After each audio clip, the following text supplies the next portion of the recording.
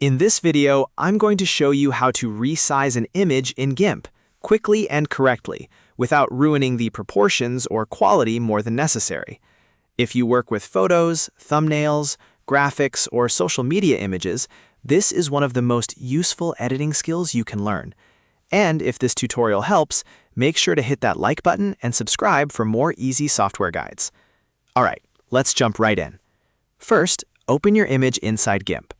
Once your file is loaded, look at the top menu bar and click Image, then choose Scale Image. This is the main tool you'll use to change the size of the entire image. When the Scale Image dialog box appears, you'll see fields for width and height. This is where you can enter your new size. You can type in a new width or a new height depending on what you need, and GIMP will automatically adjust the other one if the proportions are locked. That brings us to an important part, the chain icon. Make sure the chain icon stays locked if you want to keep the image proportions correct. When it's linked, GIMP will resize the image without stretching or squashing it. This is especially important if you want your photo or design to look natural after resizing.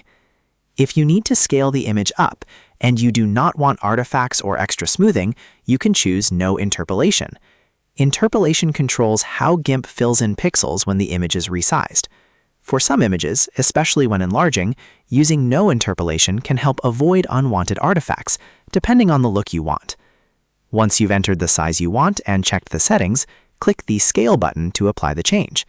GIMP will process the image and resize it to your new dimensions. After that, don't forget the final step, saving your work properly. In GIMP, if you want to save as formats like JPG or PNG, you need to go to File, then Export As. That's because GIMP uses export for common image formats. Choose the file type you want, name your file, and then click Export to save the resized image. And that's it. You've now resized an image in GIMP the right way, while keeping control over the proportions and export format. If this video helped you, please like this video and subscribe for more step-by-step tutorials just like this one. Thanks for watching, and I'll see you in the next one.